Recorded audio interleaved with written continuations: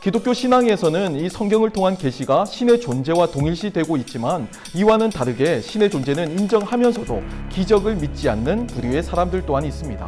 이들에게 이 세상은 잘 만들어진 시계와도 같아서 시계를 제작한 그 시계공의 존재는 있지만 완성된 시계는 더 이상 시계공의 간섭을 필요로 하지 않는다라고 보았죠.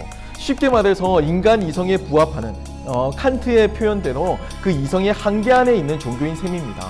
이러한 칸트를 독단의 잠에서 깨운 철학자 데이비드 휴먼은 여러 가지로 이 이실론에 대해서 회의론적 견해를 전개합니다.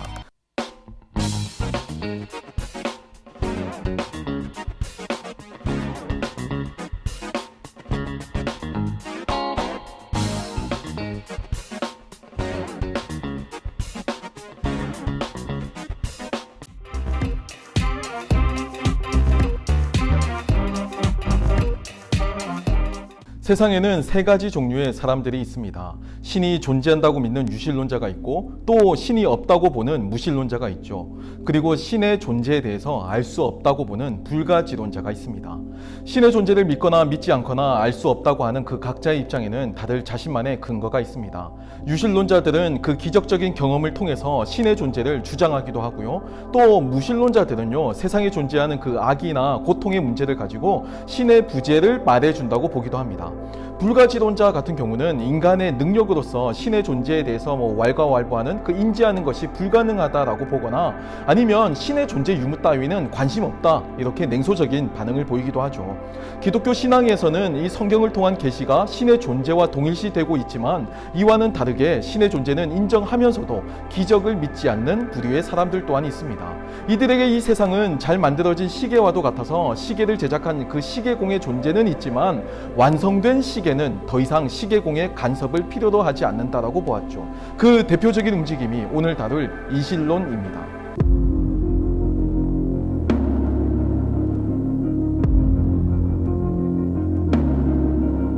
자연 종교라고도 불리는 이 이실론은 신의 존재는 인정하지만 신의 섭리나 신의 경륜 등 이 세상 안에서의 그 신의 활동은 부정하고 있는 이론인데요. 일반적으로 유실론이 그 신의 존재와 함께 신이 초자연적인 섭리와 초자연적인 기적을 통해서 이 세상에 개입하신다라고 보는 견해인데 반해서 이 이실론은 여기서 신의 이 세상을 향한 개입을 인정하고 있지 않죠. 이실론은 사변 속에서 등장한 이론은 아닙니다. 뉴턴의 만류인력의 법칙 이후에 자연을 바라보는 그 세상의 관점이 달라지게 되었는데요. 세상에는 경험으로서 관찰 가능한 법칙이 내재해 있고 이것은 수학적으로도 공식화할 수 있다는 겁니다. 신적인 활동으로 여겨졌던 것들은 모두가 다 이 자연의 내적인 활동으로서 이제 해석이 되게 되었습니다. 즉 계몽주의의 시대가 열린 것이죠. 세상이 완벽한 법칙 가운데 운영이 된다면 그 법칙을 깨뜨리는 그 기적과 같은 돌발적인 활동은 비상식적으로 이해가 됩니다. 그래서 당시 지식인들, 그 가운데 종교인들은 이 이실론을 또 다른 형태의 종교로 받아들였습니다. 이성적이고 도덕적인 종교의 탄생이었죠. 심지어 성직자를 비롯한 종교 기득권에 의해서 조작되기 이전의 순수한 형태의 자연 종교였다라고까지 주장하기도 합니다.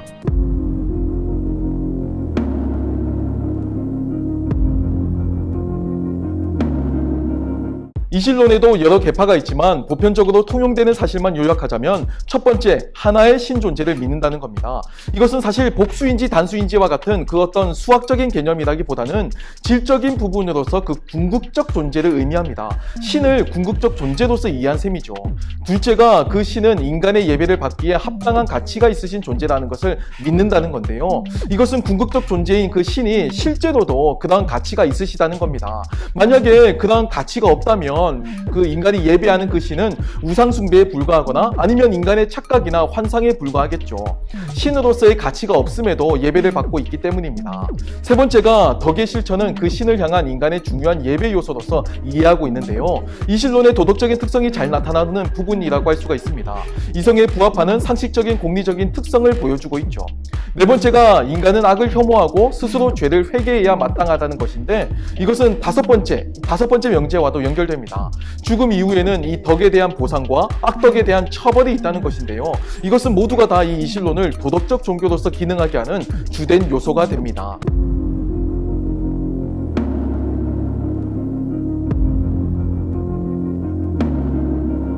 지금도 유럽은 종교에 대한 이야기를 민감한 사적인 내용으로서 생각합니다. 오랜 세월 그 종교 전쟁을 통한 갈등을 겪은 그 역사가 있기 때문인데요. 사변적이고 형이상학적인 교리로 인해서 서로 죽고 죽이는 갈등을 겪은 사회를 자양분 삼아서 이성에 부합하는 합리적이고 상식적인 종교라 불리는 이 이실론이 태동한 셈입니다. 인간의 이성이 이러한 갈등과 차이를 극복할 수 있을 거라고 믿었던 거죠. 오늘날 종교 분리 개념이나 종교적 관용 등과 같은 개념은 모두 이실론의 영향으로 볼 수가 있습니다. 한마디로 편견에 가득 찬 그 고집스러운 올드맨이 아니고 나이스하고 상식적인 종교인의 탄생이었죠.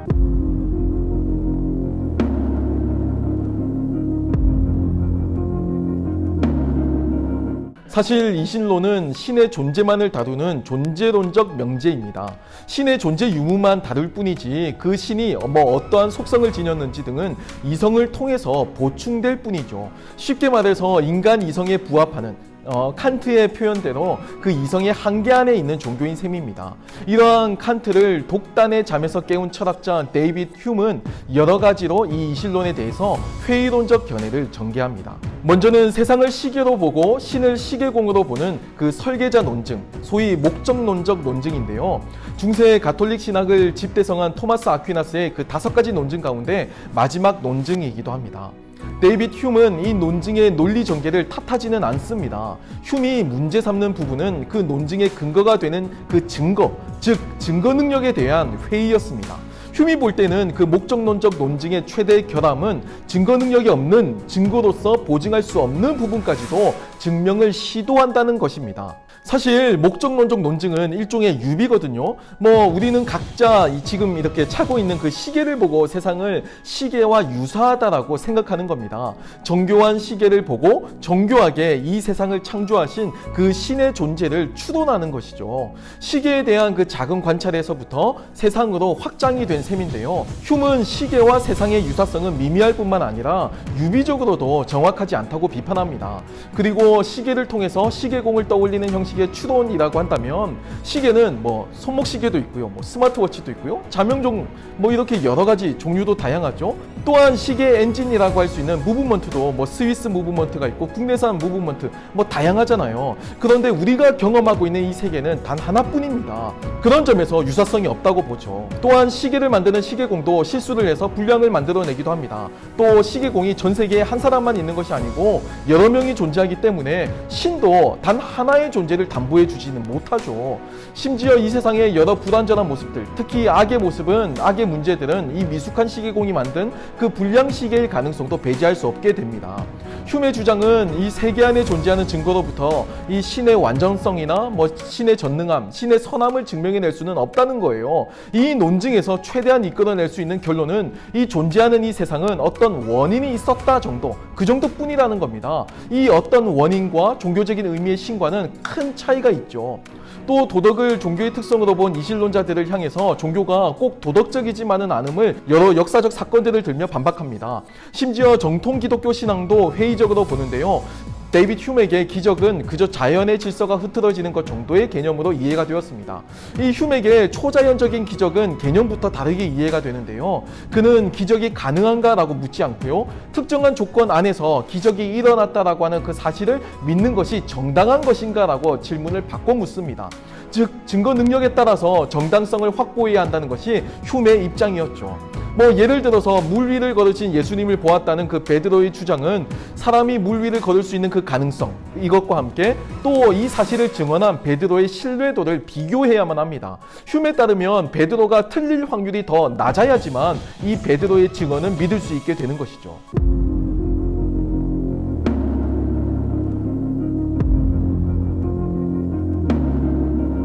이실론은 계몽주의 시대, 종교의 회의를 느끼던 시대에 태동했습니다. 종교, 교리라는 이름으로서 그 독단적인 도그마가 가져오는 갈등과 다툼, 그리고 인간에 대한 존중과 기대 속에서 이 이실론은 발전합니다. 비신앙인이 볼 때 이실론자들은 철저히 상식적인 사람들입니다. 무모한 신념이나 문화적 편견이나 종교적 고정관념도 없고 자유롭고 유연한 사람들이었죠. 상식적으로 존재하는 세상을 보니까 세상을 만든 어떤 원인이 있을 거라는 추론이 가능하고 또 이것을 모두에게 유익이 되는 구조로서 환원시켜서 도덕적인 종교를 만들어냈습니다. 하지만 정말 세상은 이실론의 기대와도 같이 진행되었을까요? 과학이 발전하고 또 지적인 수준이 높아지면 이 세상은 정말 유토피아에 가까워지게 될까요? 이실론이 세상과 인간을 해석하는 하나의 세계관이라는 측면에서 이 이실론의 시도는 실패한 것으로 보입니다. 세상의 악과 인간의 본성은 이성의 능력과 비례하지 않았던 것이죠. 지금까지 시청해 주셔서 감사합니다.